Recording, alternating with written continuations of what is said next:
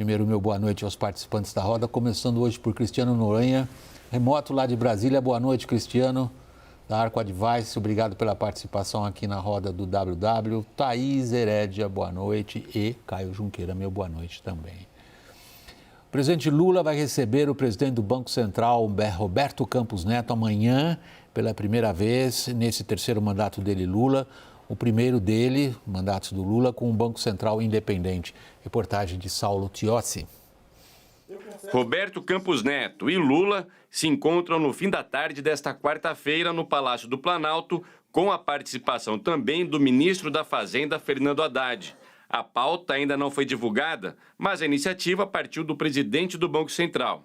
Será o primeiro encontro entre os dois desde a posse de Lula, que nunca poupou críticas à autoridade monetária. Em uma das mais recentes, no começo do mês, Lula disse que não tinha diálogo com Campos Neto. E o Banco Central agora é autônomo. Não tem mais interferência da Presidência da República, que podia chamar o presidente do Banco Central e conversar. Esse cidadão, se ele conversa com alguém, não é comigo. Ele deve conversar com quem o indicou. E quem o indicou não fez coisas boas nesse país. O presidente do Banco Central foi nomeado por Jair Bolsonaro com apoio do ex-ministro da Economia, Paulo Guedes. Quando Lula assumiu o terceiro mandato, a taxa Selic estava em 13,75% ao ano. Após duas quedas, foi para 12,75%. Nesta terça-feira, Lula falou que a política econômica seguirá dentro das expectativas. A economia vai continuar serena. Aqui ninguém vai dar cavalo de pau na economia. Aqui a gente não vai inventar. Aqui a gente vai fazer o que precisa fazer. Mas o clima é de dúvida entre economistas e parlamentares sobre o orçamento do ano que vem, com a meta de déficit zero para 2024, considerada otimista demais. Thaís Herédia, você participou da apuração dessa informação do encontro, né? Entre Roberto Campos Neto e Lula. Mais detalhes.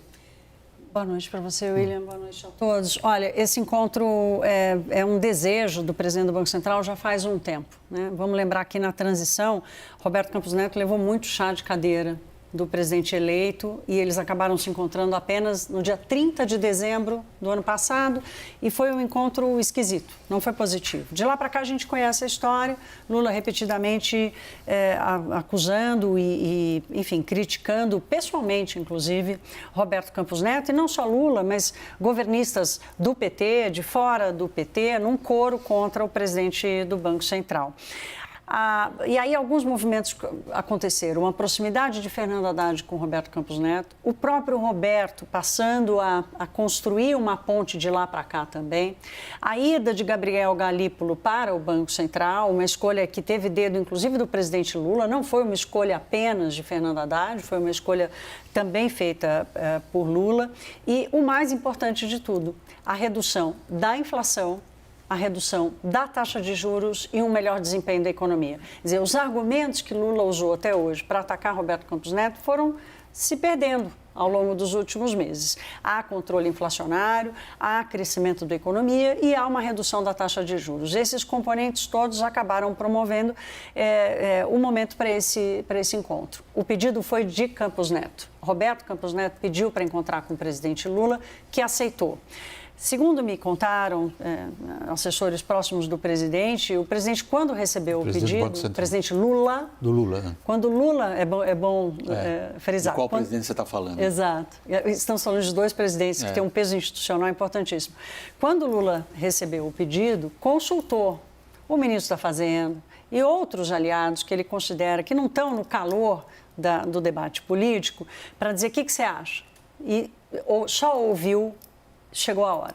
Ouviu só, chegou a hora, é o momento. Então, eu perguntei, tem pacificação? Não, calma, muita calma nessa hora, né? É um aceno à institucionalização.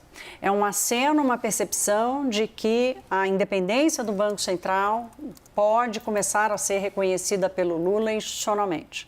E a expectativa é de que o encontro cele o início de uma relação minimamente mais adequada, uma convivência mais adequada. Esse foi o termo que eu ouvi. Uma convivência mais adequada entre os dois. Deixa eu andar um pouquinho nessa trilha que você está sugerindo agora, Thaís, começando pelo Cristiano.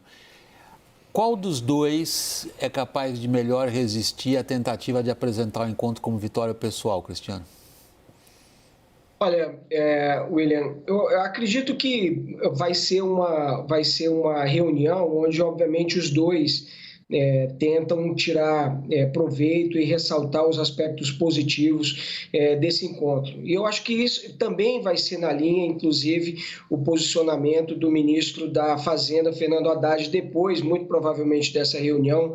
Pode ser que ele seja questionado pela imprensa, fale com a imprensa e ele mencione essa importância de diálogo institucional. É importante ressaltar que esse encontro entre os dois vem depois de uma reunião do Copom, onde a segunda reunião, onde o Copom reduz a taxa de juros, mas a ata também trouxe uma mensagem, né, de que o governo precisa olhar para o fiscal com carinho, de que a continuidade da redução da taxa de juros vai depender do lado fiscal. Vale dizer que o ministro Fernando Haddad também tem, nessa quarta-feira, reunião com pessoas importantes e tem uma conexão muito forte com esse lado fiscal. Vai falar com o relator da LDO, Danilo Forte, antes, falando que justamente no início, alguns dias mencionou da dificuldade que é do governo zerar o déficit no próximo ano. Vai falar com a relatora de Receita, professora Dorinha também, porque vale dizer que o Congresso Nacional está com 4 propostas importantes para o governo cumprir essa meta de zerar o déficit. Enfim, antes dessa reunião, o Haddad vai ter essas reuniões para dar também um contexto sobre como está o ambiente no Congresso Nacional. E o Lula mencionou aí, como a gente viu na reportagem, a importância de que não haverá cavalo de pau na economia. Então, como a Thaís falou, é o início de um diálogo importante, que eu acredito ser muito positivo, e quando a gente olha as expectativas do mercado, há uma continuidade ainda de redução da taxa de juros. Muito provavelmente o Lula pode dizer até que convenceu, né, o Banco Central a seguir nessa direção que é importante para a economia do país. Como é que vai ser o clima político depois desse encontro? Ou não se altera fundamentalmente?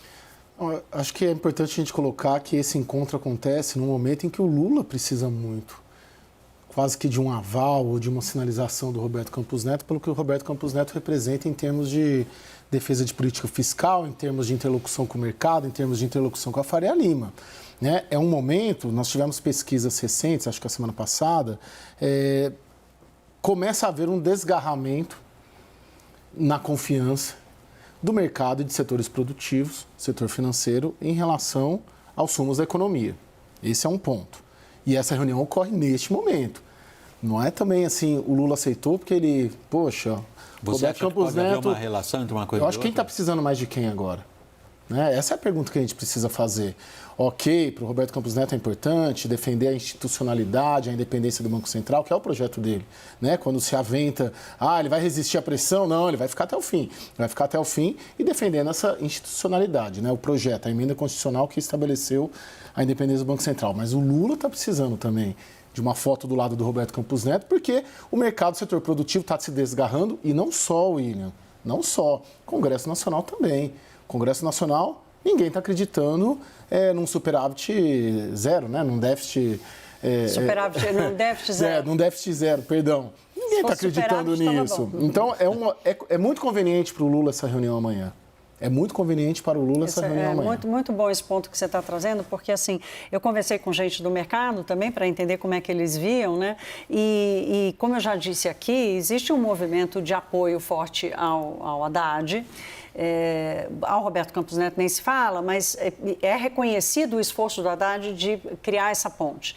E a percepção esse desgarramento que o Caio traz está nos preços. Né? A Bolsa perdeu hoje, quase perde hoje os 114 mil pontos, está muito distante dos 120 mil pontos, que passou a ser os 100 mil lá de trás, de 4 anos atrás, hoje são os 120 mil pontos. Então, o preço está dizendo, as taxas de juros futuros, nós tratamos disso aqui outro dia, de como as taxas abriram, Os preços estão dizendo que há uma mudança de percepção. É claro que tem uma turbulência lá fora, que está influenciando os mercados, quer dizer, sempre tem que colocar isso. Agora, a Sobretudo em juros, né? Sobretudo em juros. O juro futuro americano está muito alto também. E juro é preço, portanto, preço de risco, e se o preço do risco lá fora aumenta, o Brasil não tem como escapar disso. Okay. Então, fazemos essa ressalva aqui. Mas só para fechar, eu acho que o Caio traz um ponto importantíssimo, né? O movimento político não é à toa, não é por agrado, é por necessidade. A gente consegue estabelecer, talvez também, Cristiano Noronha, uma relação... A frase do Lula, ninguém vai dar aqui um cavalo de pau.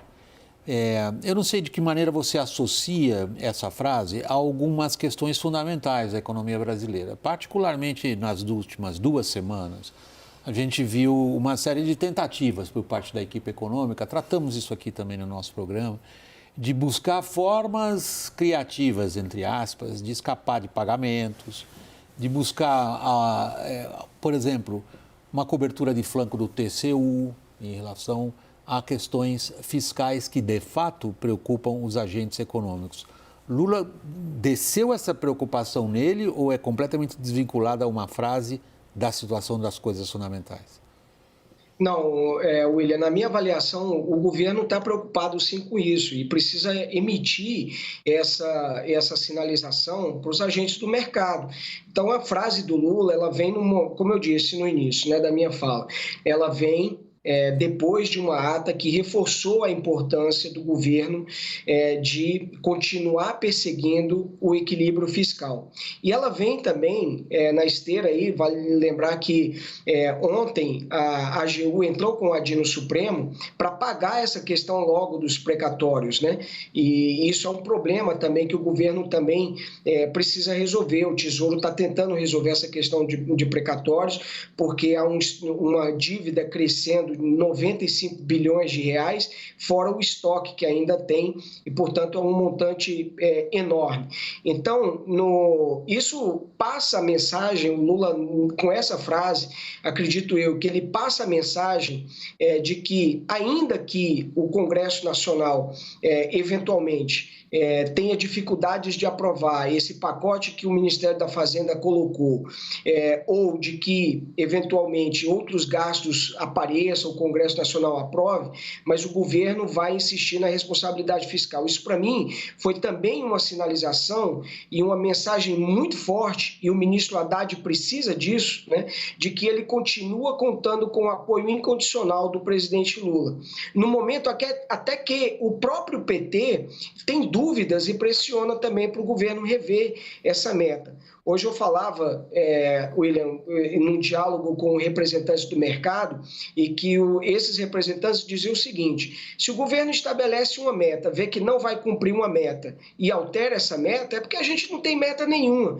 E aí o arcabouço já perde completamente a credibilidade. Então, essa frase do presidente da República é muito importante, uma sinalização de força para o ministro Fernando Haddad, e que essa perseguição, ainda que haja dúvidas, ela é o objetivo central do governo hoje. Deixa eu fazer um complemento aqui, porque a coisa da meta e a coisa do cavalo de pau, quem deu cavalo de pau na economia foi Dilma Rousseff, né, presidente do PT, começando pelo Banco Central. O cavalo de pau na economia de Dilma começou pelo Banco Central, né, com uma interferência forte no Banco Central. E foi caminhando até chegar na meta. E tem aquela frase famosa da Dilma, por causa da discussão da meta fiscal, que vinha sendo manipulada pelo governo dela em 2014, tanto assim que acabou a eleição, o que era esperado de um superávit para aquele ano virou um déficit de 90 bilhões de reais em poucos meses.